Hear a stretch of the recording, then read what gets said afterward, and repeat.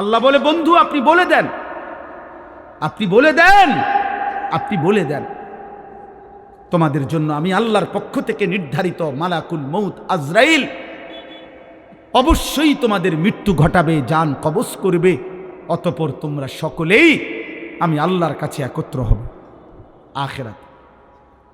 আখিরাতে এটা ভুলে গেলে চলবে না আব্বা, এটা ভুলে গেলে চলবে না।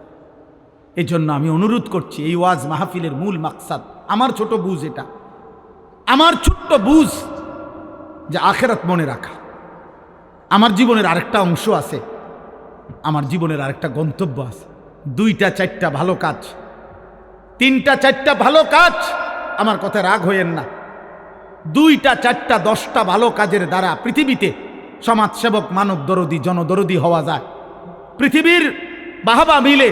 কিন্তু আল্লাহর কসম, জাহান্নাম থেকে মুক্তির জন্য, আখিরাতের সফলতার জন্য 4টা ভালো কাজ যথেষ্ট না, 6টা ভালো কাজ যথেষ্ট না।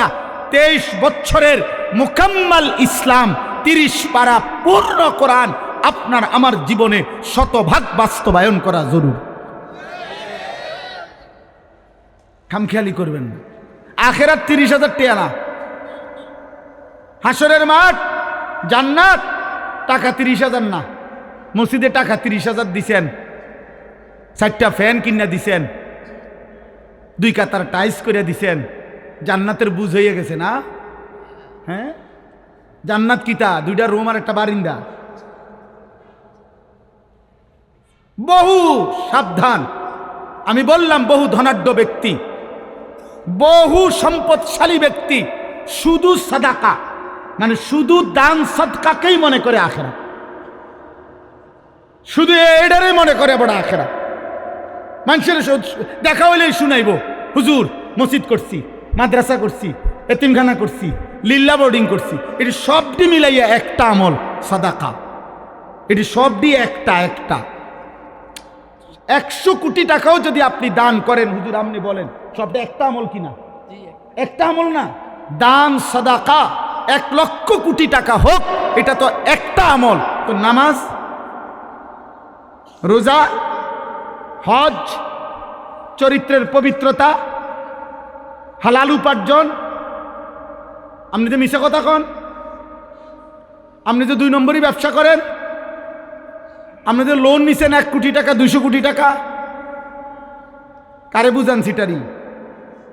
হ্যাঁ, আখিরাত আমার আপনি বুঝ দিলেন, আমি না বললাম মার হাবা জনাব উমক 20,000 মার হাবা, হাবারে মার,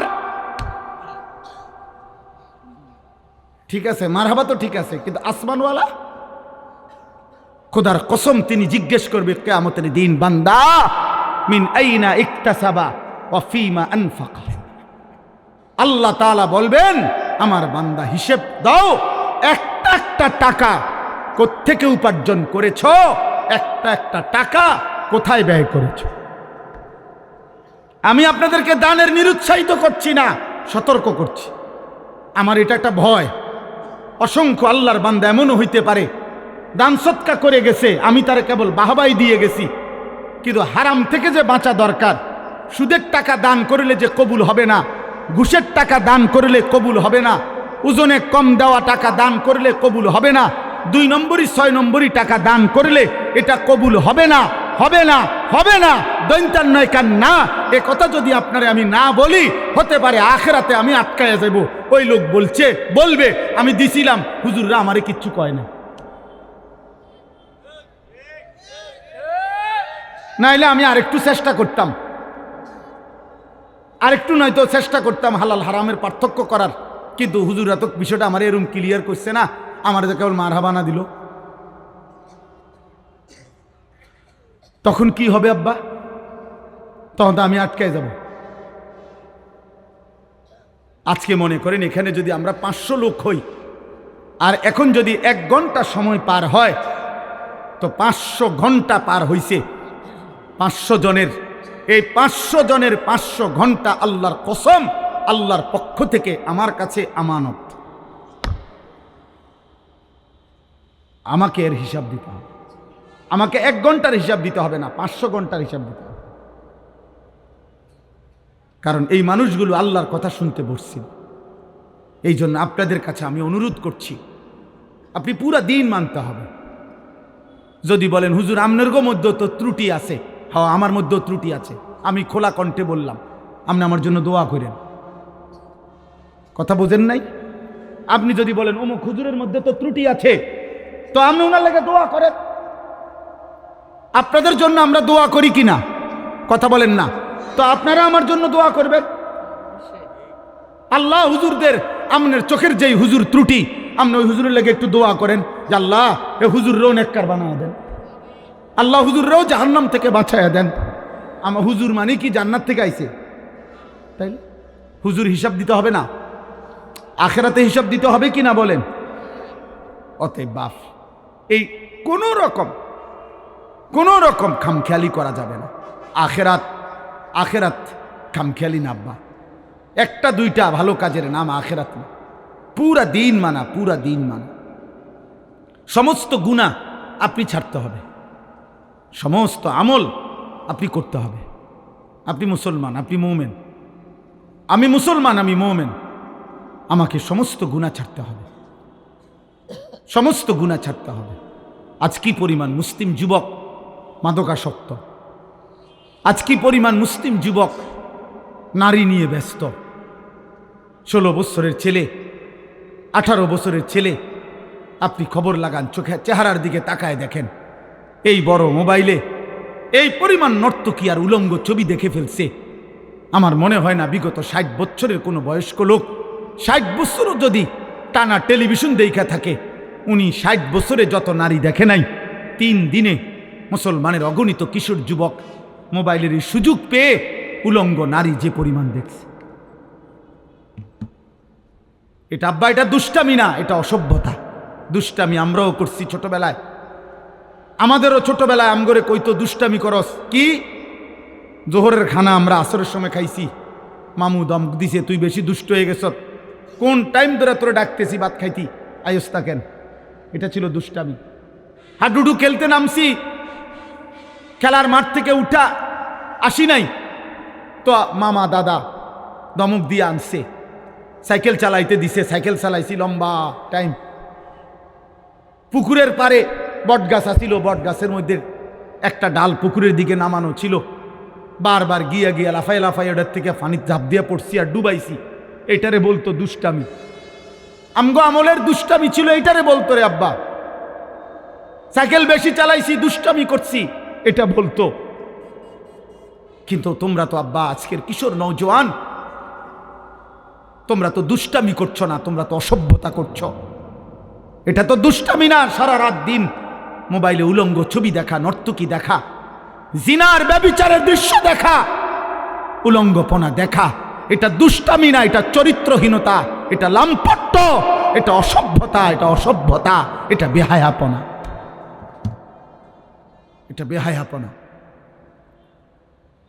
বিবাহ বহির্ভূত ছেলে মেয়ে, নারী পুরুষ, সহপাঠী আর সহকর্মী অথবা আপনজন কিংবা আত্মীয় স্বজন, খোদার কসম বিবাহ বহির্ভূত ছেলে মেয়ে নারী পুরুষের যেই কোনো রকমের শাহওয়াত, আসক্তির যত সম্পর্ক, যেটাকে আপনারা ভালোবাসা বলেন, যেটাকে প্রেম বলেন, যেটাকে রিলেশন বলেন, শব্দ যত ভদ্রচিতই বলেন, আল্লাহর কসম বিবাহ বহির্ভূত সহপাঠী সহকর্মী, সমবয়সী হোক আর যাই হোক, ছেলে মেয়ে নারী পুরুষের যাবতীয় হারাম সম্পর্ক, এটা জিনা, এটা ব্যভিচার, ব্যভিচার, ব্যভিচার, ব্যভিচার, এটা বেটা,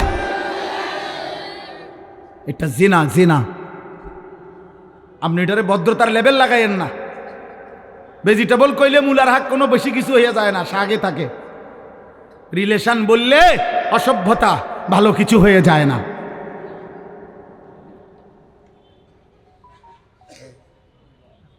অতএব এটা জরুরি। আমি হাদিস বলি, আল্লাহর নবী সাল্লাল্লাহু আলাইহি সাল্লাম বলছেন, মান জানা ওয়া শারিবাল খামরা নাজা আল্লাহু মিনহুল ঈমান কামা ইয়াখলাউল ইনসানু আল কামিসা মিন রাসিহি। আত-তাফসীরুল মুনীর, আরবি ভাষার বিখ্যাত তাফসীর, নির্ভরযোগ্য হাদিস, এটা সনদ সহিহ। এটা আল্লাহর নবী সাল্লাল্লাহু আলাইহি সাল্লাম বলেছেন, আহা যে ব্যক্তি ব্যভিচার করে, জিনা করে এবং মদ পান করে, নবীজি বলছেন আল্লাহ তাআলা তার দিল থেকে, তার কলিজা থেকে, তার অন্তর থেকে ঈমান এভাবে টেনে বের করে ফেলে, মানুষ তার গায়ের পোশাক দেহ থেকে যেমন খুলে ফেলে।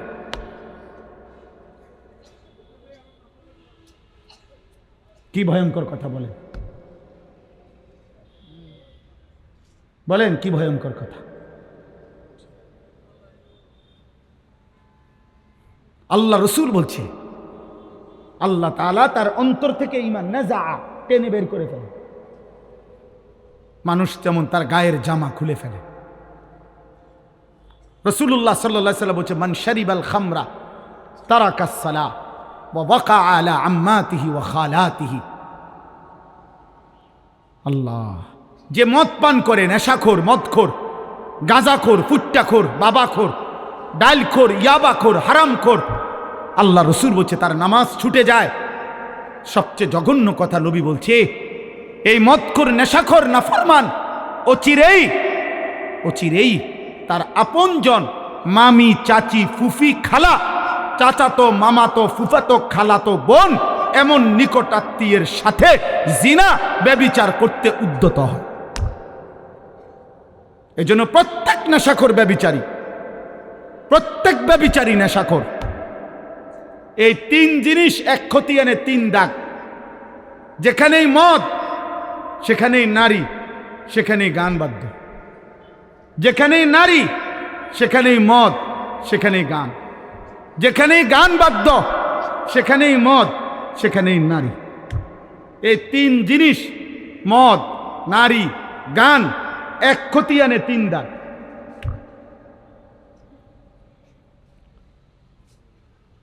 রাসূলুল্লাহ সাল্লাল্লাহু আলাইহি ওয়াসাল্লাম বলছেন গানে আসক্ত ব্যক্তিকে আল্লাহ তিনটা শাস্তি দিবে। নবীজি স্পষ্ট বলছেন তিনটা শাস্তি আল্লাহ দিবে। এক নাম্বার, মাটি ধসিয়ে ধ্বংস করে দিবে। দুই, পাথরের বৃষ্টি বর্ষণ করে ধ্বংস করে দিবে। তিন, অথবা চেহারা বিকৃত করে, মানুষের চেহারা পরিবর্তন করে জানোয়ারের আকৃতি বানায় ফেলবে। আজ না হোক কাল, রব্বে কাবার কসম, নবীর এই ভবিষ্যৎবাণী হবেই হবে। মুহাম্মদ আরবি সাল্লাল্লাহু আলাইহি সাল্লাম, তার কোনো কথা ভুল হয় নাই, হবেই হবে। এটা আজ না হোক কাল হবে। একদিন ঘুম ভেঙে দেখবে যুবক সারা রাত উলঙ্গ ছবি আর নারী আর গান বাদ্যের আসক্তিতে ছিল। কোনো এক প্রজন্ম আইসা দেখবে হয়তো ঘুম থেকে জেগে মানুষের চেহারা কুকুর শুকরের চেহারা হয়ে গেছে। চেহারা বিকৃত করার সব মহড়া চলতেছে আব্বা। বেঈমান, চুল, চেহারা, সব কিছুতেই আজকে অগণিত মুসলমান ছেলেকে, মুসলমানের চুল, চেহারা, লেবাস, চেহারার ডিজাইন পুরি বদলে আজকে তারা পরিবর্তন করে দিছে। এটা যদি রব পরিবর্তন করে ফেলে তাহলে পুরা জানোয়ার হয়ে যাবে।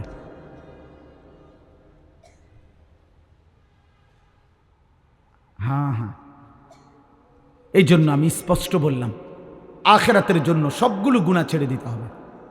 আমিও আপনিও। জাহান্নাম থেকে বাঁচতে হলে, জাহান্নাম আব্বা খামখেয়ালি না, এই বাপ, জাহান্নাম খামখেয়ালি না। ইয়াউমা তুকাল্লাবু ওয়ুজুহুহুম ফিন্নার ইয়াকুলুনা ইয়া লাইতানা আতা'না আল্লাহ ওয়া আতা'নার রাসূলা।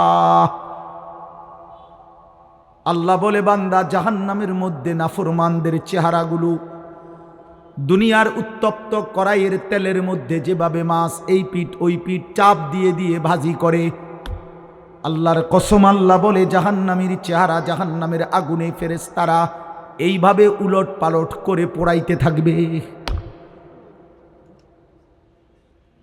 ইয়াকুলুনা ইয়া লাইতানা আতা'না আল্লাহ ওয়া আতা'নার রাসূলা।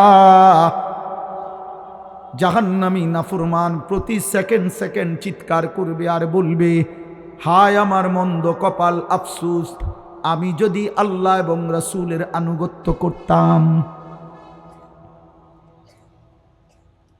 আনুগত্য করতাম। কোরআনুল কারীমের মধ্যে আছে, আল্লাহ বলেন ওয়ালাউ তারা ইদিল মুজরিমুনা নাকিসু রুউসিহিম ইনদা রাব্বিহিম। আল্লাহ বলে বন্ধু হাসরের ময়দানে দেখবেন নাফরমান পাপী লজ্জায় অপমানে মাথাটা নুয়ে আমি আল্লাহর সামনে দাঁড়িয়ে থাকবে আর বলবে রব্বানা আবসারনা ওয়া সামি'না ফারজি'না না'মাল সালিহান ইন্না মুকিনুন। নাফরমান বলবে আল্লাহ আজ হাসরের ময়দানের সব কিছু আমি নিজ চোখে দেখলাম, ওয়া সামি'না আমি নিজ কানে শুনলাম, ইন্না মুকিনুন আজ আমি হাসরের সব কিছু বিশ্বাস করলাম। ফারজি'না না'মাল সালিহান, মাওলা আমারে আর একটা বার হাসরের ময়দান থেকে দুনিয়ার জীবনে ফেরত পাঠান, এবার যদি আমি যেতে পারি না এক আমল করব। আল্লাহ বলবে না বান্দা, আমি তো চাইলে দুনিয়াতেই বাধ্য করে জাহান্নাম দেখিয়ে আযাবের এক ফোঁটা চিহ্ন দুনিয়ায় থাকতে দেখাইয়াও আমি ইচ্ছে করলে তোমার আনুগত্য নিতে পারতাম। ওয়ালাউ শি'না লাআতাইনা কুল্লা নাফসিন হুদাহা, আমি তো চাইলে পারতাম বান্দা, পারতাম। আমি যদি দুনিয়ার জমিনে এখন কাউকে এক সেকেন্ডের জন্য জাহান্নামের এক নজর দেখাইতাম, তাইলে তো আর কোনোদিন নামাজ ছাড়তা না। আমি যদি কবরের আযাবের এক দৃশ্য যদি এক সেকেন্ডের জন্য দেখাইতাম, তাইলে তো আর কোনোদিন আমার বন্দিগি ছাড়তা না। আল্লাহর নবী বলেন, ইমানদার কোনো নাফরমানের লাশ যখন খাটিয়ার মধ্যে করে কাঁধে তুলে নিয়ে যখন কবরস্থানের দিকে নিয়ে যায়, আল্লাহর কসম নবী বলেন, উম্মত যদি একবার নাফরমানের একটা চিল্লানি যদি তোমরা শুনতা, তাইলে এই কায়নাতের কেউ কোনো দিন কোনো মানুষকে কাঁধে তুলে নিয়ে লাশের খাটিয়া কবরস্থানে নিত না, কোনো লাশ আর দাফন হতো না। লাশগুলো রাস্তার মধ্যে কুত্তার শুকর বিলাই কামড়ায়া খাইত।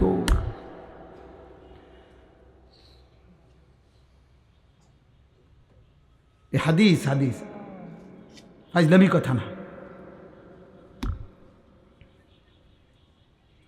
আল্লাহ বলেন আমি চাইলে পারতাম বান্দা, ওয়ালাউ শাআ রাব্বুকা লাআমানা মান ফিল আরদি কুল্লুহুম জামিআ।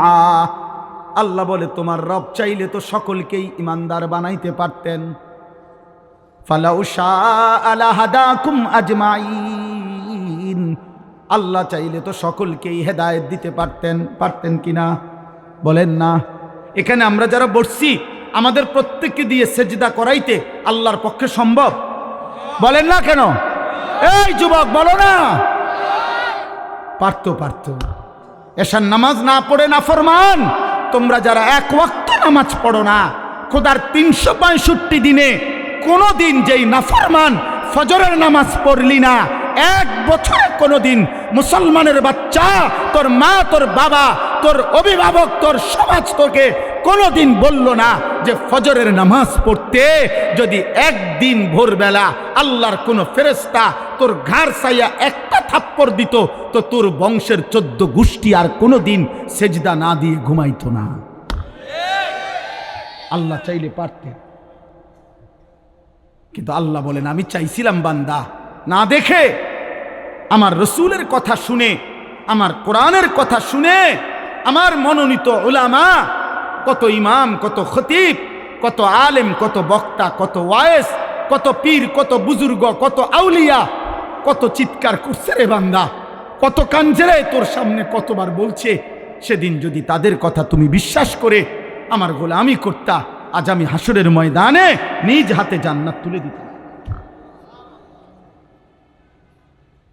তুমি কদর করলা না, তুমি কদর করলা না।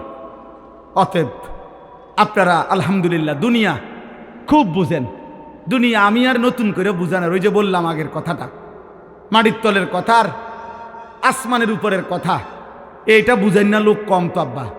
দুনিয়া বুঝানোর লোক আলহামদুলিল্লাহ প্রচুর আছে, প্রচুর আছে। এই আমি দেখছি আপনার খেতে যে কাম করে, এই কৃষি সবজি করে, আমার বাসার পাশেও এইখানে এই যে সবজি যারা করে, এগোরও আপনার দেখছি প্রাইভেট কার দিয়ে আইসা একেবারে স্যুট বুট পরা ভদ্রলোক, টাই পরুন না, 4 জন 6 জন আইয়া বুঝা, এ আবার বুঝা। আর আমি বুঝি, আবার আমি বুঝাইতাম যে ভাই আসেন আজকের মাহফিলে আমরা শুনি একটি অটো সুন্দরভাবে কিভাবে চালাইতে হয়। এটা আমি বুঝাইতাম, কথা কয় না মোফাজ্জল ভাই, এটা বুঝাইতো নাকি? এটা কিতা বুঝা, এটা অটো চালাইতে এটা বোঝানোর কি দরকার? ওইতের লগে 2 দিন আটলেই তো হইল। দুনিয়াতে একেবারে সহজ, দুনিয়া একদম সহজ, দুনিয়া একদম সহজ দুনিয়া। আরে ভাইয়া 200 কোটি মুসলমান যদি 400 কোটি হাত একত্র করেও 24 ঘন্টা দুনিয়া উপার্জনের জন্য চেষ্টা করে, আল্লাহর কসম কাফের বেঈমানদের সমপরিমাণ দুনিয়া ইমানদারের হবে না, হবে না, হবে না, হবে না। আল্লাহ দিবে না, আল্লাহ এটা ওয়াদা দিয়ে রাখছে, ওয়াদারনি ওয়াল মুকাদ্দিবিনা উলিন নামাতি ওয়া মাহিলহুম কালিলা। আল্লাহ বলছে মিথ্যাবাদী নাফরমানদেরকে কিছু সময়ের জন্য দুনিয়া দিয়ে দাও। বান্দা মোমেন সেজদা দিয়ে আমার কাছে আইসো, আমি আল্লাহ তোমার চাহিদাও পূর্ণ করব জান্নাতে। তোমার চাওয়া শেষ হইলে আমি নিজের থেকে কোটি কোটি কোটি কোটি আরো দিতে থাকব, আমি সব দেব জান্নাতে। দুনিয়া শুধু খোরাকি। ওই আমার বাসাত রাজমিস্ত্রি কাজ করছে, ওর লগে চুক্তি হইলো, সিস্টেম কইছে হে হুজুর ডেইলি 8 জন কাজ করব, কর্মচারী আমরা 600 টাকা কইরা ডেইলি হাজিরা দিয়ে যাবেন রোজ। আর ছাদ ডালাইয়ের পরে স্কোয়ার ফিট মাইপা আপনার 280 টাকা কইরা যত আসে বাকি টাকাটা দিবেন। এইটা হইলো হিসাব। আমি বুঝছি এইটা আমাকে হিসাব। আল্লাহ আমারে বলছে বান্দা তুমি শুধু ইমান আমলের সাথে দুনিয়া খোরাকিটা কোনো রকম নিয়ে আসো, খাইয়া আইও, বাকি যা হিসাব কইরা জান্নাতে আমি দিয়ে দেব তোমার। শুধু দিন খোরাকি না, হ্যাঁ ডেইলি খোরাকিটা শুধু না। এই জন্য ইমানদার খোরাকি নেয়। এই জন্য ইমাম সাহেব 10,000 টাকা বেতনে 1 মাস চলে, 8,000 টাকা বেতনে 1 মাস চলে, 12,000 টাকা বেতনে 1 মাস চলে, কিস্তি নাই। কিন্তু মাসে 1.5 লাখ টাকা ইনকাম, কিস্তি চলে 4টা। আরো আমারে তো কতজনে বলছে খাস করে দোয়া করতাম এই কিস্তি লেগে, মানে এমন দোয়া করতাম যাতে কিস্তি 4টা 8টা হয়। মা তো খাস করে দোয়া করলে কি করতো, কিস্তির উপরে দোয়া তো আমনে লেগে এইটাই যে হুজুর দোয়া করবেন কিস্তি চলে 4টা, তার মানে আরো যাতে 4টা বাড়ে কিস্তি। আমার একবার একজন হুজুর রবিবারে ছাদ ডালাই খাস করে দোয়া করবেন। আমি বললাম দোয়া করি আল্লাহ যাতে ছাদ ডালাইয়ের দিন ডাকবে যায় নিচের দিকে, মানে এমন। নাহলে খাস দোয়া কি, এটা পরে জাঁতা দেওয়াতে দোয়াটাই নর্মাল দোয়াই তো ছাদ ডালাই হয়। তো যেহেতু সাপ দিতেন কইছেন আপনি খাস, তো তাহলে 8টু সাপ দিলাম। দুনিয়া মোটর সাইকেলের লেগে দোয়া, হাই মুসলমান, হাই মুসলমান, ছাদ ডালের দোয়া। হুজুর দোয়া করবেন কষ্ট করে, আল্লাহ আল্লাহ করে 12 লাখ টাকা ব্যবস্থা করছি ছেলেটার বিদেশের, আল্লাহ আল্লাহ করে করছে। 3 লাখ টাকা সুদে নিছে, 4 লাখ টাকা কিস্তিতে নিছে, আল্লাহ আল্লাহ করে। হায় হায় হায় হায় মুসলমান, কেমনে বললে এত বড় কথা, এত বড় না ফরমানির কথা কেমনে কইলা? আরে সুদখোর কেমনে বললা? আল্লাহ আল্লাহ করে নিছো কেমনে? আর সুদের টাকার উপরে দোয়া চাও কেমনে? কি দোয়া করতো আমনের ফুতের লেগে? আপনি কি দোয়া চাচ্ছেন? কি দোয়া করতো? আমি দোয়া করতাম যে আল্লাহ উনি যে 6 লাখ টাকা সুদ নিছে এটাতে বরকত দেন নাকি? তো কি দোয়া করতো কি? তা নাই তো কি? আর নয়তো তো দোয়া করতে আল্লাহ সুদখোরকে ধ্বংস করে দেন, তো নয়তো বরকত দেন বলা যাবে? কথা বলেন না কেন? সাবধান মুসলমান, আখিরাত খামখেয়ালি। আবারও বললাম, এজন্য এই জবানের হেফাজত জরুরি, হালাল হারামের পার্থক্য বোঝা জরুরি। এক মুসলমান, আবারও বলি, আখিরাতকে আপনারা মামুলি ভাববেন না, আখিরাতকে খামখেয়ালি মনে করবেন না। আখিরাতে পুরা জিন্দিগির হিসাব দিতে হবে, রাত দিন 24 ঘন্টার হিসাব দিতে হবে। অতএব আজকে আমি এতগুলো কথার পরে আপনাদের কাছে আমার মূল বক্তব্য হলো, আব্বা চলেন আমরা একটা এতটুকু বুঝি যে কমপক্ষে নিজের দিকে একবার নজর দিই। আমি আপনি যে যেখানে আসি 30টা সেকেন্ড, প্রত্যেকে একবারে 30 সেকেন্ড সময় আপনি একটু চোখ বন্ধ করে অথবা আপনার বিবেক দিয়ে আপনি ভাবেন, আমরা যারা এখানে বসা এখন যে অবস্থানে বসে আছি চোখ বন্ধ করে বা 30 সেকেন্ড নীরবে ভাবেন তো, যে অবস্থায় আছি এই অবস্থায় আমাদের জীবনের গুনার পরিমাণ বেশি নাকি নেকির পরিমাণ বেশি? কি মনে হয়? তাইলে এখান থেকে যদি হাসরের ময়দান হয়, মালিকের সামনে দাঁড়াইয়া কেমনে হিসাব দিবে? কেমনে হিসাব দিবে? আপনি কি মরবেন না? আপনাকে কি কবরে যাইতে হবে না? এই কথাটাই আমি মনে করাই দিলাম। আমার ছোট্ট বুঝে আমি এতটুকু বললাম। আল্লাহ তাআলা বলছে, বান্দা এবার যদি মনে করে থাকো তোমার গুনার পরিমাণ বেশি, তাইলে তুমি অন্য কোথাও গিয়ে লাভ নাই। আমি আল্লাহ তোমাকে আশ্বস্ত করতে চাই, গুনাহ যদি তোমার আসমান পরিমাণ হয়, গুনাহ যদি তোমার সমুদ্রের ফেনা পরিমাণ হয়, গুনাহ যদি তোমার হিমালয় পর্বত ছুঁয়ে যায়, গুনাহ যদি তোমার এই জমিনের বালুকণা পরিমাণও হয়, তুমি অন্যদিকে যাইও না। তুমি যদি শুধু বুঝতে পারো, অনুভব করতে পারো, তোমার ভিতরে যদি উপলব্ধি আসে আমার গুনাহ বেশি, আর আমার এই গুনাহ আমার জাহান্নামে নিবে, আর জাহান্নামের আগুন আমি সহ্য করতে পারবো না, খোদার কসম আল্লাহ বলেন, এদিক সেদিক না গিয়ে বান্দা তুমি আমার দিকে ফিরে আসো, আমার রহমত থেকে নিরাশ হইও না। আমি ওয়াদা করলাম, আমি আল্লাহ এক সাগর নয়, আমি হাজার সাগর, এক পৃথিবী নয়, আমি আসমান ছোঁয়া গুনাহ একবারে একসাথে মাফ করে দেব। তুমি আমার কাছে আসো। এই কথাইটাই এখানে 24 নম্বর পারা 39 নম্বর সূরা, সূরায়ে জুমার, এই সূরার 53 নম্বর আয়াত। আমি আপনাদের কাছে 3টা আয়াত পড়ছি, 53, 54, 55, এই 3টা আয়াতের তর্জমা বলেই আমার কথা আমি শেষ করলাম। আল্লাহ তাআলা বলেন, কুল, হে নবী আপনি বলেন, ইয়া ইবাদিয়াল্লাযীনা আসরাফু আলা আনফুসিহিম, হে আমার বান্দারা, তোমরা যারা নিজের উপরে গুনাহ করতে করতে সীমা অতিক্রম করে ফেলেছ, গুনার পাহাড় উঠায় ফেলছ, তোমরা নিজের উপরে যারা জুলুম করে ফেলেছ, তোমরা যারা জীবনটাকে শেষ তসতস করে ফেলছ। হাদিসের মধ্যে, তাফসীরের মধ্যে আছে, নবীজির কাছে কয়েকজন লোক এসে বলছিল, হে মুহাম্মদ, আমরা তোমার কালেমা গ্রহণ করতে চাই, কিন্তু তুমি কি জানো যে আমাদের গুনাহ কি পরিমাণ? আমাদের গুনাহ কি পরিমাণ? হয়তো তোমার আন্দাজও নাই। মুহাম্মদ, আমরা শুধু শিরিক করেছি এমন না, আমরা মূর্তি পূজা করেছি এমন না। তাফসীরে কুরতুবীতে স্পষ্ট লিখছে, নবীজিকে তারা বলছে, হে মুহাম্মদ, চুরি করছি কি পরিমাণ, হিসাব নাই। জিনা করেছি কি পরিমাণ, হিসাব নাই। মদ পান করেছি কি পরিমাণ, হিসাব নাই। খুন করছি কি পরিমাণ, হিসাব নাই। জীবনটা শেষ করে দিছি গুনায় গুনায়, আজ আর কোনো হিসাব করেও কুলাইতে পারবো না, এত বেশি পরিমাণ গুনাহ আমাদের।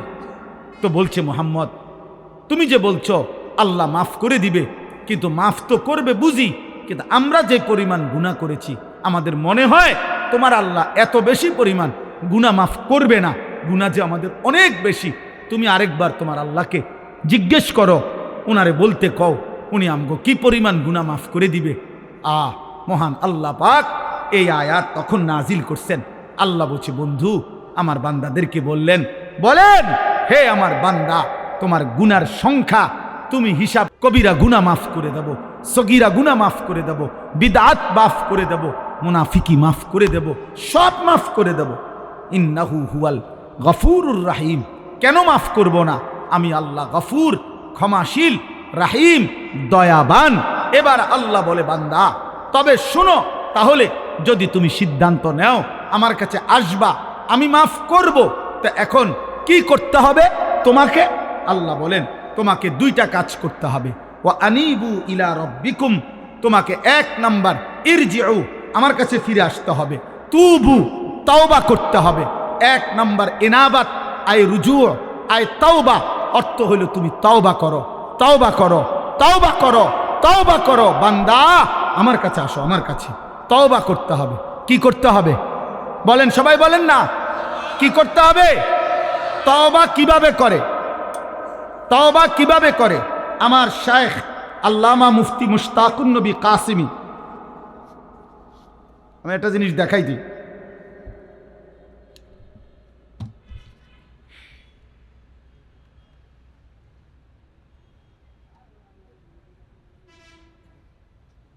এই দেখেন, এইখানে আমি এই সাদা কাগজে লিখছি চ আকার চা, দেখছেন নি? এটা চ আকার চা, কি লিখছি? তাহলে এইটাই তো চা, ঠিক না? না না, এটা চায়ের শব্দ, এটা চায়ের শব্দ। চা পাতা, চিনি, পানি, এই তিন জিনিস একত্র হইয়া যেটা হয় সেটারে কয় চা। অতএব তওবা তওবা তওবা, এইটা আপনি কইলেন, এটা তওবা না। তিন জিনিস একত্র হইলে সেটাকে বলে তওবা। এক নাম্বার, কুফর হোক, শিরিক হোক, কবিরা হোক, বিদআত হোক, নেফাক হোক, যত গুনাহ আমার হচ্ছিল, করছিলাম, সব ছেড়ে দেওয়া। দুই, আর করবে না এ কথার চূড়ান্ত ওয়াদা দেওয়া। তিন, লজ্জিত এবং অনুতপ্ত হয়ে মাফ চাওয়া। আল্লাহ বলেন, তুমি বান্দা তিনটা বলো, আল্লাহ আমি গুনাহ ছেড়ে দিলাম, আল্লাহ আমি আর করব না, ওয়াদা দিলাম, আল্লাহ আমি লজ্জিত, মাফ চাইলাম। আল্লাহ বলে, বান্দা এ তিন জিনিস দুনিয়াবাসীর শুনাইলে হবে না, আমি দিল জানি, আমি কলজার ভিতরেও জানি। তুমি আসলে বলো না নকলে বলো, তুমি বাস্তবে বলো নাকি দরা খাইয়া বলো, আমি সব বুঝি। যদি দিল থেকে বাস্তবিক অর্থে গুনাহ ছেড়ে দিয়ে আর করবা না ওয়াদা দিয়ে লজ্জিত এবং অনুতপ্ত হয়ে তওবা করো, আমি যদি দিল দেখে বুঝি, তো আমি আল্লাহ, আমি ওয়াদা দিলাম, এক সাগর এক নদী নয়, আমি আসমান ছোঁয়া গুনাহ মাফ করে দিলাম। শর্ত হলো কয়টা হইতে হবে বলেন?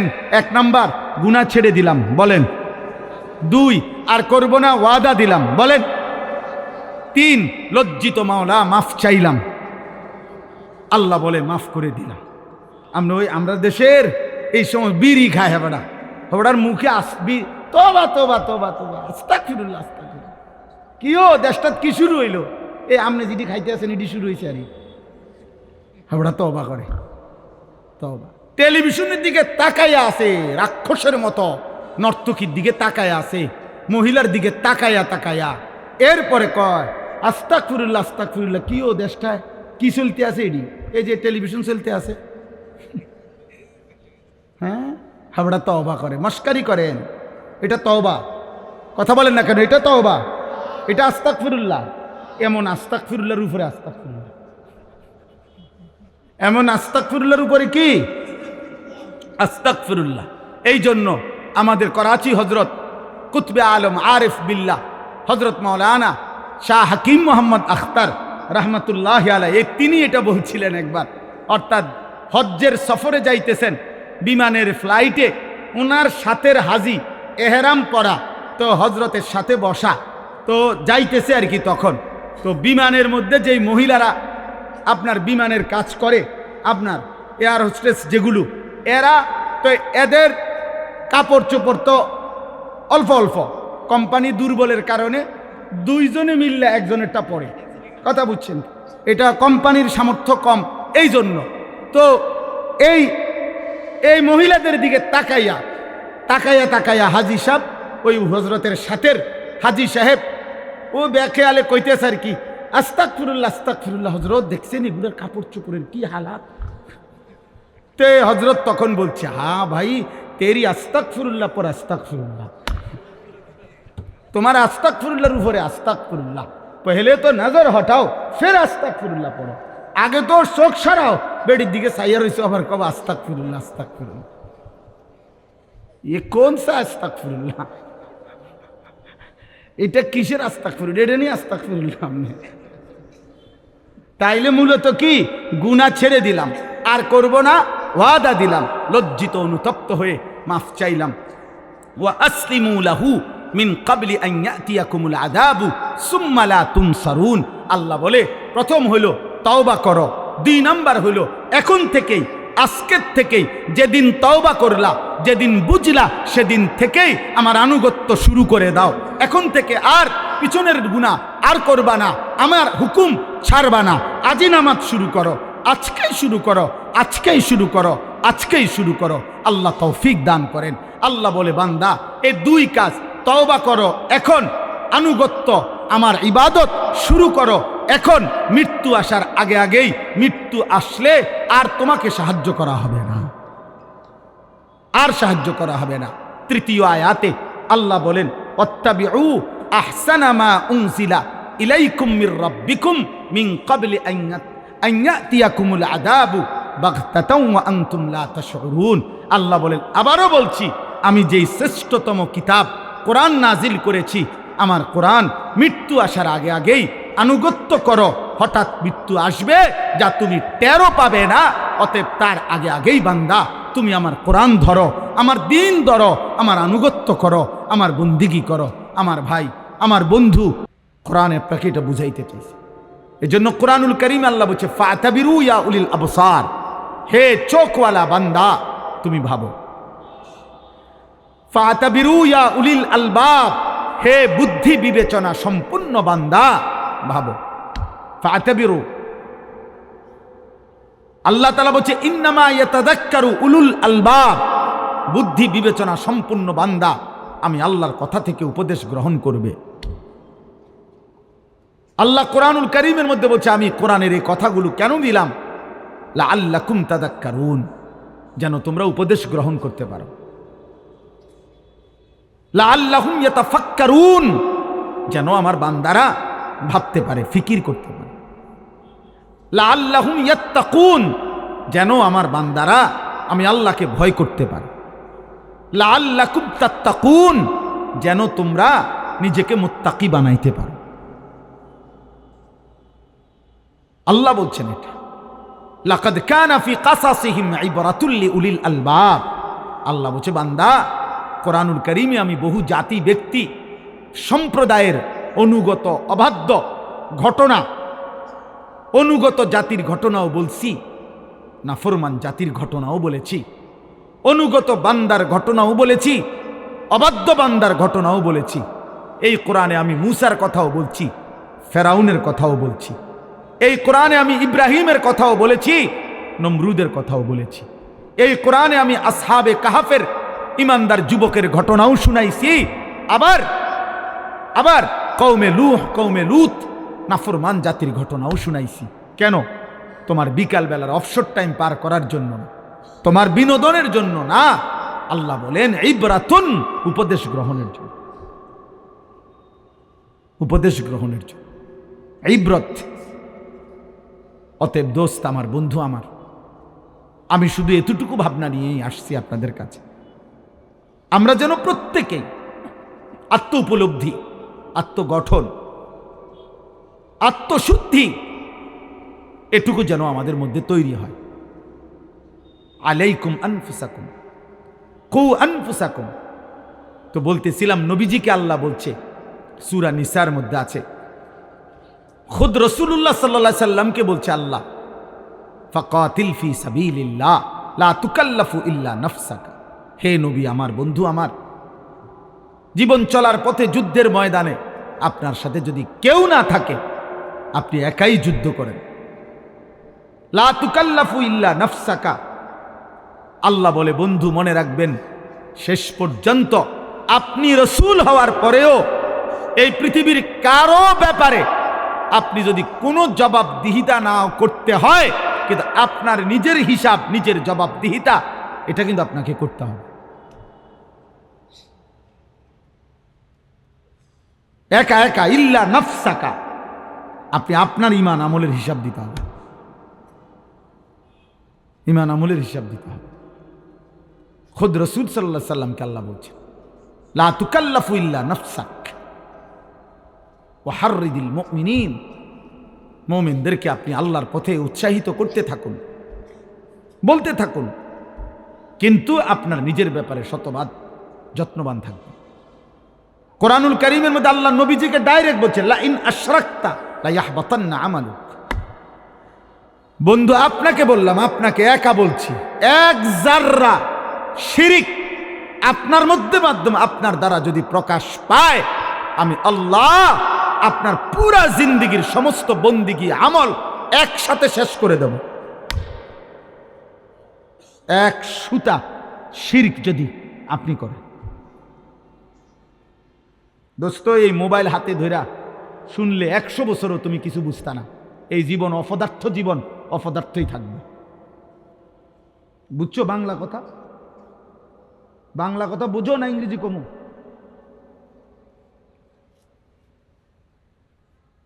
মোবাইলের এই আসক্ত জীবন কোনোদিন মঞ্জিল চিনাবে না, মাতাল ছাড়া আর কিছু বানায় না। কারণ আপনি কখনোই তৃপ্ত হইতে পারবেন না, কারণ প্রতি সেকেন্ডে এই মোবাইল, ফেসবুক, হাজারো মানুষ, হাজারো বুদ্ধি, আইটেম, হাজার হাজার কোটি কোটি বুদ্ধি, সিস্টেম, পদ্ধতি, সৌন্দর্য, সাজগোজ, রং তামাশা, যার মাথার জিডা সে এটা প্রচার করতেছে। আপনি সমাধান করবেন কেমনে? আপনি যদি নির্দিষ্ট কোনো একটা কেন্দ্রে না দাঁড়ান, আপনার যদি একটা লক্ষ্যবিন্দু না থাকে, জীবনের যদি একটা গন্তব্য না থাকে, এই মোবাইল দেখা খোদার কসম কোনো মানুষ নিজেকে পৃথিবীতে, আখেরাত তো নাই, দুনিয়াতেও কোনোদিন সে নিজেকে সুস্থ স্বাভাবিক রাখতে পারবে না। এই জন্য আমার বয়স 44 বছর। 44 বছরে আমার জিন্দিগির লক্ষ্যবিন্দু স্থির যে আমি আল্লাহ রসুলের অনুসরণ করব, সাহাবাদের অনুসরণ করব। 44 বছরে আর কোনোদিন জামা, চুল, দাড়ি, মোষ, চেহারা, জামা, পোশাক, কোনো কিছু খোদার কসম আমার আর বদলাইতে হয় নাই। আমি এক মডেলে, এক ঢঙ্গে আছি, কারণ আমার জীবনের কেন্দ্র ঠিক আছে। কিন্তু তোমরা যারা কিশোর নওজোয়ান, তুমি বলো গত 6 মাসের মধ্যে, 1 বছরের মধ্যে চুলের ডিজাইন বদলাইছো কয়টা? তাহলে তুমিই তো জানো না তোমারে কেমনে সুন্দর লাগে, তো মানুষে তোমারে কি বুঝবো? তোমার লগে তো তোমারে বনে না, তোমার সাথে তো তুমিই বনো না। বলেন এই পর্যন্ত কয়টা ডিজাইনের প্যান্ট বদলাইছেন? সেলুনের দোকানদারের কাছে গিয়ে বলে নতুন কি আসছে ডিজাইন। হায় হায় মাতাল, শেষ পর্যন্ত ডিজাইন নিলা নাফিতের থেকে। এই তোমার রুচি?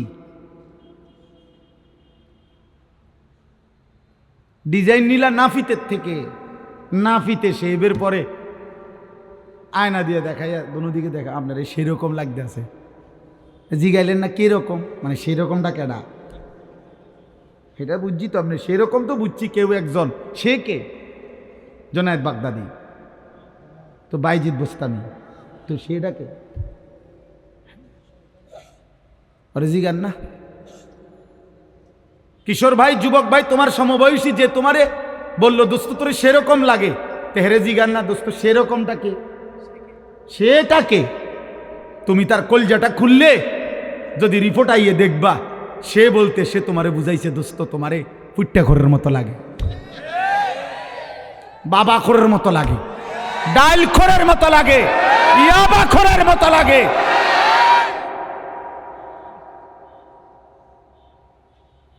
হ্যাঁ হ্যাঁ, এটাই সত্য বেটা, এটাই সত্য। নাহলে কলজা ছিঁড়া তারে কইতে কও যে তুই আল্লাহরে সাক্ষী রেখা পশ্চিম দিকে ফিরে ক, সেরকম বলতে তুই আমার কারে বুঝাইছ?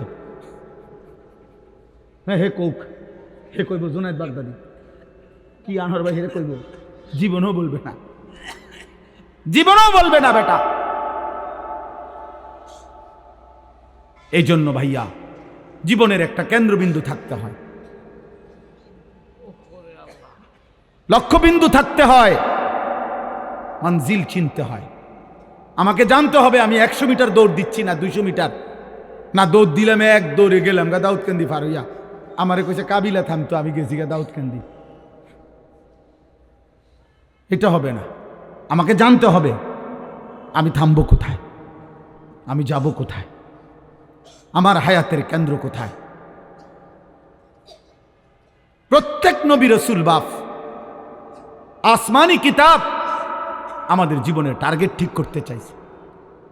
এই জন্য আমি প্রথম কথাইটা বললাম প্রত্যেকের কাছে যে আমাদের প্রত্যেকের প্রথম দায়িত্ব নিজের ব্যাপারে যত্নবান হওয়া,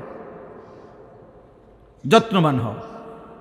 নবী সাল্লাল্লাহু আলাইহি ওয়াসাল্লামের বিখ্যাত সাহাবী হযরত হুযাইফা রাদিয়াল্লাহু তাআলা আনহু, নবীজি উনাকে বলছেন, হুযাইফা, জীবন চলার পথে যদি কখনো এমন হয় তোমার সাথে আল্লাহর পথে চলতে গিয়ে, ঈমান ইসলামের উপরে থাকতে গিয়ে কেউ নাই, তো আল্লাহর নবী বলছে ওয়ালাউ আনতা আদ্দা বিআসতি শাজারাতিন হাত্তা ইউদরিকাকাল মাউত ওয়া আনতা আলা যালিক, তুমি প্রয়োজনে মৃত্যু পর্যন্ত একাই গাছের গোড়ালি, গাছের শেকড় একা কামড়াইয়া ধইরা, মাড়ির দাঁত দিয়া কামড়াইয়া ধরে রাখবা, তবু আল্লাহর দ্বীনের উপরে একা থাকবে।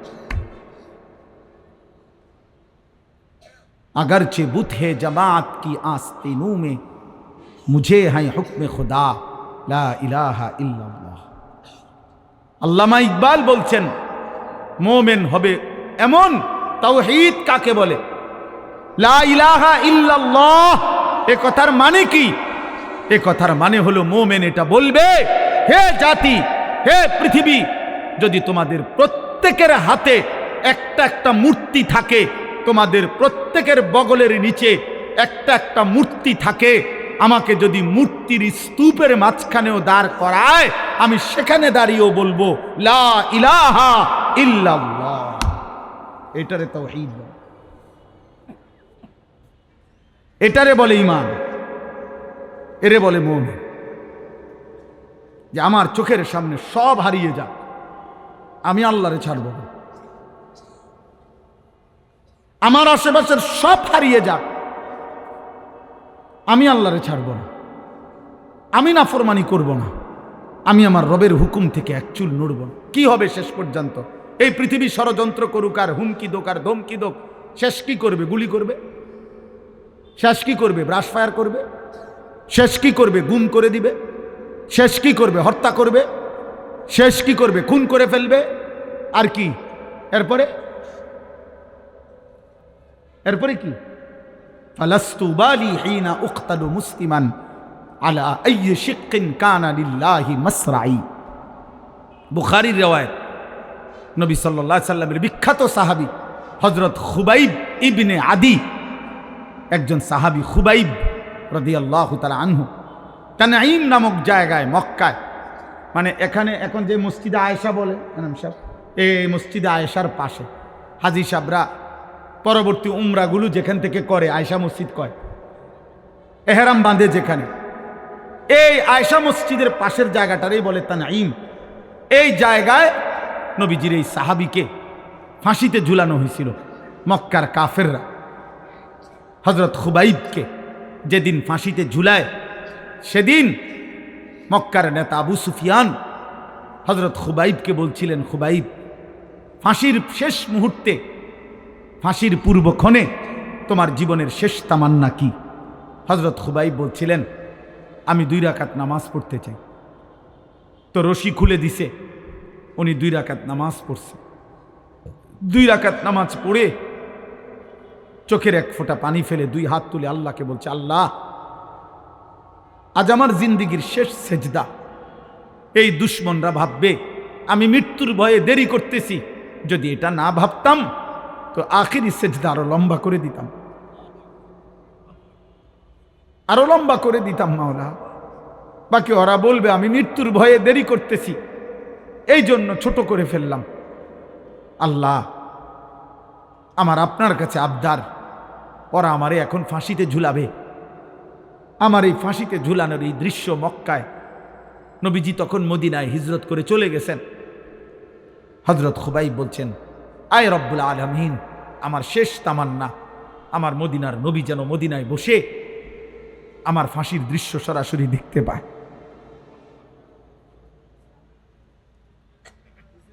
তো মক্কার কুরাইশ আবু সুফিয়ান তখন বলছিল, খুবাইব, তোকে এখন আমরা হত্যা করে ছাগলের চামড়া যেভাবে ছিলে ফেলে, আমরা তোকে এইভাবে চামড়া খুলে ফেলবো, ছিলে ফেলবো।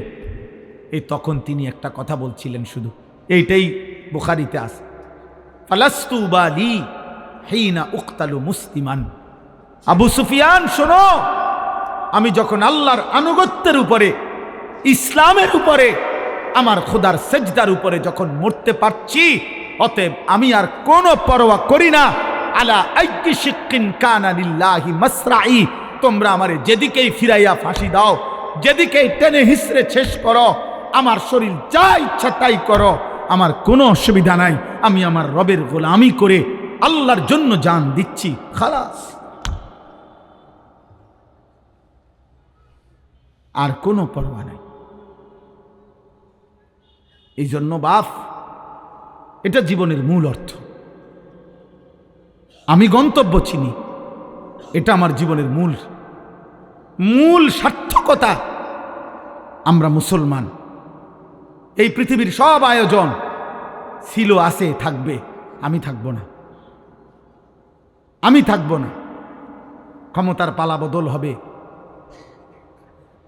মানুষের জীবন মান উন্নয়ন হবে, অনেক কিছুই হবে, অনেক কিছুই হবে না।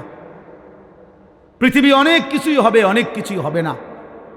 রোদ উঠবে, বৃষ্টি নামবে, সূর্য উঠবে, চাঁদ উঠবে, আলো আসবে, অন্ধকার আসবে, রাত হবে, দিন হবে, শনিবার রবিবার হবে, সপ্তাহ মাস হবে, মাস বছর হবে, 25 সাল 26 সাল হবে, কিন্তু একদিন আমি থাকবো না।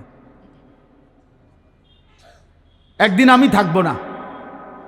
আমার মৃত্যুর পরে পৃথিবীর সব মানুষ যদি আধুনিক হইয়া, উন্নয়ন হইয়া চাঁদের দেশেও চলে যায়, আমি তো নাই। আমি তো নাই। আমি তো নাই। অতএব আমি যদি আমার কবর ভুলে যাই, আখিরাত ভুলে যাই, আমি যদি আমার মৃত্যু পরবর্তী জীবন ভুলে যাই, আমি যদি আমার গন্তব্য ভুলে যাই, খোদার কসম আব্বা, ভুলে গেলেও তো মৃত্যু হবে, চোখ বন্ধ রাখলেও মৃত্যু হবে, সুখে থাকলেও মৃত্যু হবে। তাহলে যেই সত্য আমাকে গ্রহণ করতেই হবে, মৃত্যু, কবর, আখিরাত, আমি সেটা ভুলবো কেন? আমি সেটা ভুলবো কেন? চোখ বন্ধ করলেই তো ঝড় থামে না। অতএব না বুঝলেই যে মৃত্যু হবে না এমন তো না। মনে করেন তুফান আসতেছে, ঝড় বৃষ্টি আসতেছে, এখন কেউ যদি চোখ বন্ধ করে বলে কই না, আমি তো কিছু দেখি না, তুফানও হচ্ছে না, বৃষ্টিও হচ্ছে না, কিছুই হচ্ছে না, না রে আব্বা সব হচ্ছে, তুমি ইচ্ছা করে চোখ বন্ধ করে রাখছো, তুমি চোখ বন্ধ করে রাখছো আর কি। না না না। অতএব আমি আপনাদের কাছে বললাম, আপনারা অনেক সময় মনে করেন আমরা হুজুররা শুধু আখিরাতের কথা বলি, কবরের কথা বলি, আসমানের উপরে আর মাটির নিচের কথা বলি। না রে বাপ, আরো কথাও বলি। বাকি এই দুই কথা বলা অপরাধ, এই দুই কথা বলা ত্রুটি, এটা আপনারে বলছে কি? আপনি এটা কেমনি সিদ্ধান্ত নিছেন যে আসমানের উপরের কথা বলাটা অসুন্দর আর মাটির তলের কথা কওয়াটা অসুন্দর, অযৌক্তিক? এইটা আপনারে কে বলছে? আপনি বলেন। একজন ডাক্তারকে কেন আপনি দা জীবন এই প্যারাসিটামল লই এই তো ফিরা রইলেন, জীবনটা তো শেষ করে দিলেন।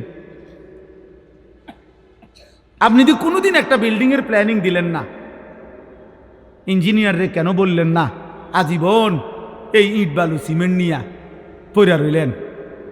আপনি যে আর কোনোদিন একটা প্যারাসিটামল লিখলেন না। আমার এক পরিচিত লোক আছে, আমি দেখছি ওনারে, আমি মনে 2-4-5 বছর দেখছি ওনারে টানা।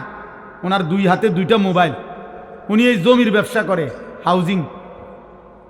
আমি যত সময় ওনারে দেখছি মোবাইল 2টা হাতে নিয়ে উনি এটা একবার রিসিভ করে, জি জি 4 শতক 4 শতক, একটু ডাইনে ডাইনে ডাইনে ডাইনে, বামে বামে, জি জি 6 শতক 6 শতক 6 শতক, ফুবি দিয়া, মানে কোনানে জানি বুঝাইতে আছে 4 শতক 6 শতক 2 শতক, এই কথা। জিন্দিগি 4 শতক আর 6 শতকের উপরে শেষ, হায়াত শেষ। আখিরাত, আখিরাত। এই জন্য বাপ কোরআনুল কারীমের মধ্যে আল্লাহ বলছে, কুল ইয়াতাওয়াফাকুম মালাকুল মাউতিল্লাযী বুক্কিলা বিকুম সুম্মা ইলা রাব্বিকুম তুরজাউন। আলা ইব্রাহিম ওয়া আলা আলি ইব্রাহিম ইন্নাকা হামিদুম মাজিদ।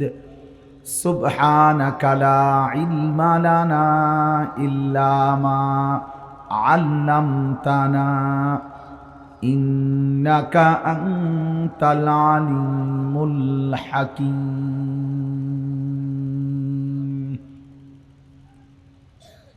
আলহামদুলিল্লাহ, আল্লাহ পাক রব্বুল ইজ্জত জুল জালাল ওয়াল ইকরামের ফজল কারাম, রব্বুল আলামিনের অপরিসীম ইহসান, মেহেরবানি, দয়া, আল্লাহ তাআলা আমাদেরকে আজ 13 ডিসেম্বর 2025 রোজ শনিবার কুমিল্লা জেলা বুড়িচং উপজেলাধীন নাজিরা বাজার যুব সমাজের উদ্যোগে আজকের এই দ্বিতীয় বার্ষিক তাফসীরুল কোরআন মাহফিলে আল্লাহ তাআলাই আমাদেরকে আসবার বসবার আল্লাহর জন্যই জমা হওয়ার তৌফিক দান করেছেন, আলহামদুলিল্লাহ। সবার কাছে আমার বিনীত অনুরোধ, দয়া করে প্রত্যেকে শতভাগ মনোযোগ দিয়ে আন্তরিকতা নিয়ে নিজের ভালো, নিজের কল্যাণ, নিজের আখিরাতের জন্য আল্লাহর কথা শোনেন। প্রত্যেকের উচিত কিছুটা সময় শুধুই নিজের জন্য দেওয়া। এই পৃথিবীর সকলের কথাও যদি আপনি ভাবেন, কিন্তু এটা মনে রাখবেন, প্রত্যেকটি মানুষের প্রথম দায়িত্ব নিজের দিকে পূর্ণ যত্ন নেওয়া। এই যত্ন বলতে নিজের ঈমান, আমল, আখিরাতের ব্যাপারে। এই বাবা, এই বাচ্চারা কথা বলুন, আব্বা কথা বলুন, একদম চুপ। আরেকবার কথা বললে উঠাই দেবো, কিন্তু সাবধান, একটা শব্দ করবা না কেউ।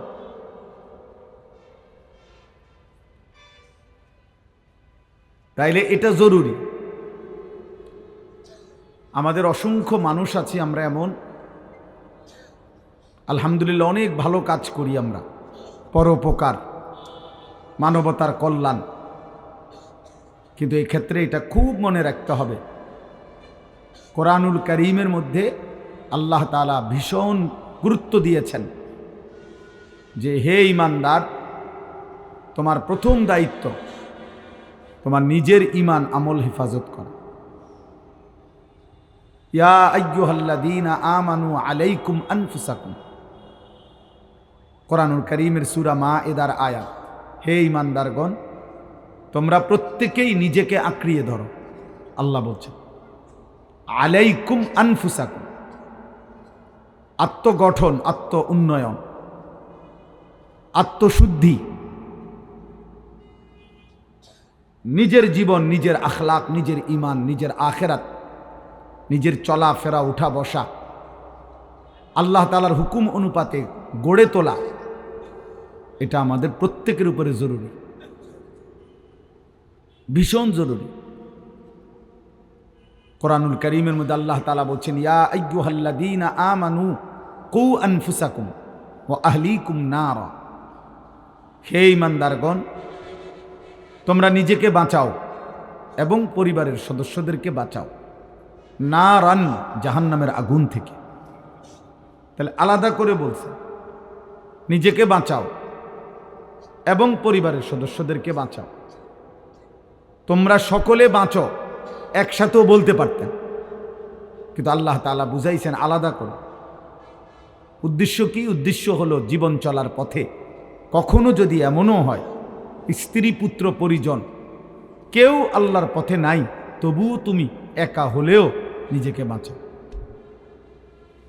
এই ক্ষেত্রেও এই কথা বলার সুযোগ নাই যে আল্লাহ আমি কি করবো, আমার পরিবার, আমার সমাজ, আমার ঘর সংসার কারোর সাথে আমি আর পারি নাই, এই কারণে আমি আপনার হুকুম মানতে পারি নাই। আল্লাহর কসম, এই কথা বললে আখিরাতে মুক্তি হবে না। কোরআনুল কারীমের মধ্যে আছে সূরা নিসার মধ্যে ফাকাতিল ফি সাবিলিল্লাহ লা তুকাল্লাফু ইল্লা নাফসাকা ওয়া হাররিদিল মুমিনিন। আমি সবাইকে অনুরোধ করছি, আপনি বুঝতে চেষ্টা করেন। ব্যক্তিগতভাবে বাপ, আমি আল্লাহর কথা এই জন্য শুধু বলতে চাই যে আমিও যেন বুঝি, আপনিও যেন বুঝেন, আমল করেন। কোনো পরিচিতি, সুখ্যাতি, জনপ্রিয়তা ব্যক্তিগতভাবে এটা আমার তেমন কোনো দরকার নেই। আমি কোনো প্রার্থীও না, আমার কোনো পদ পদবিও নাই, আমি কোনো মার্কাও পক্ষেও না বিপক্ষেও না, এটা বুঝিও না, আমার কোনো মার্কাও নাই। আপনি যদি মনে করেন তো আপনি কি, আমি এই যেরুম আছি এরুম। এই জন্য আমার অনুরোধ, আমার উদ্দেশ্য একটাই, আমরা যেন প্রত্যেকে এতটুকু বুঝি যে আমার আখিরাত আছে। আজ এখানেই আমার সব আয়োজন শেষ না, আমাকে এরপরে কোথাও যেতে হবে। আখিরাত ভুলে গেলে, মৃত্যু পরবর্তী জীবন ভুলে গেলে খোদার কসম সেটা জীবন হয় না। আল্লাহর সাথে যার বাঁধন ছুটে যায়, রবের সাথে যার সুতা ছিঁড়ে যায়, সে আর মানুষ থাকে না, মানুষ থাকে না। জীবনের অর্থ যার কাছে শুধুই মনের চাহিদা পূরণ, পরে মানুষ বলেন আমি হালাল হারাম বুঝি না, জায়েজ না জায়েজ বুঝি না, আমি বুঝি আমার মনে যা চায় তা পূরণ হইতে হবে। এইটা যার জীবনের অর্থ, পরে মানুষ বলেন ওকে বলে জানোয়ার, চতুষ্পদ জন্তু। কোরআন এমন ব্যক্তিকে চতুষ্পদ জন্তু বলছে। কোরআনুল কারীমের সূরা আরাফের মধ্যে কথা স্পষ্ট আয়াত, ওয়াত্তাবা হাওয়াহু ফামাসালুহু কামাসালিল কালব। কোরআন শরীফে আল্লাহ বলছেন যে তার মনের চাহিদার কেবল অনুসরণ করে, আল্লাহর বিধান হালাল হারাম, উচিত অনুচিত, জায়েজ না জায়েজের পার্থক্য যে করে না। আমার 12 লাখ টাকা দরকার, অতএব আমি 6 লাখ টাকা নিলাম জমি বেচা, 6 লাখ টাকা নিলাম সুদে কিস্তিতে, 12 লাখ টাকার চাহিদা পূর্ণ হয়েছে।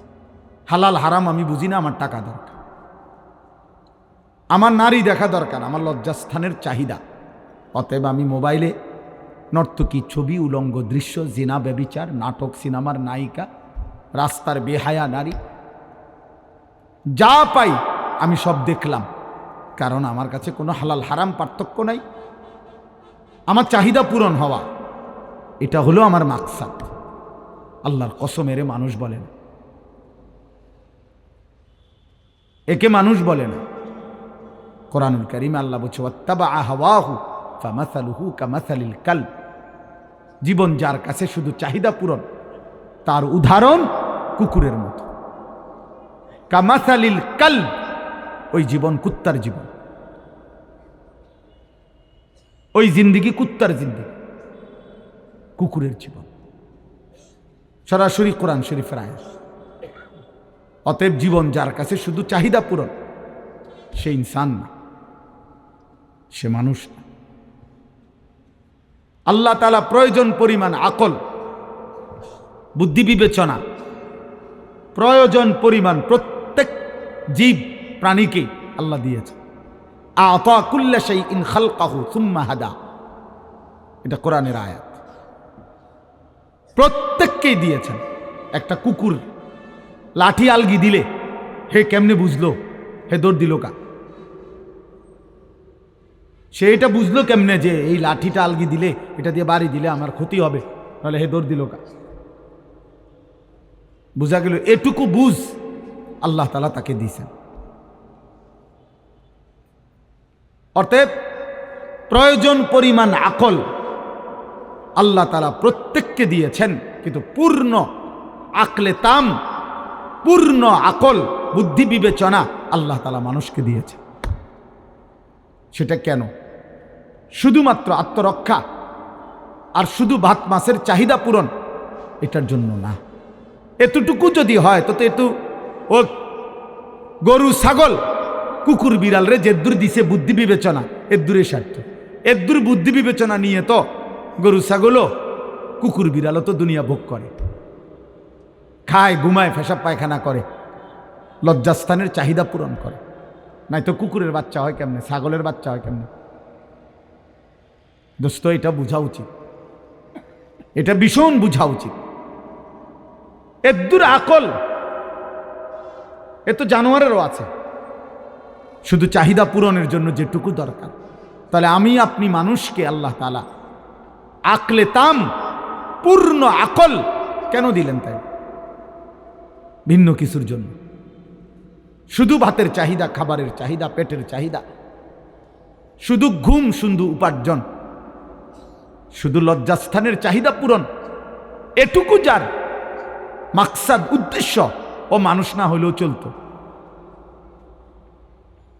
ও মানুষ না হলেও চলতো। এটুকুর জন্য মানুষের আকল দেওয়া দরকার ছিল না। জানোয়ারের বুদ্ধি বিবেচনা যেদূর, এদূর দিলেই সার্থ। এই জন্য বাপ, এটা বোঝা উচিত।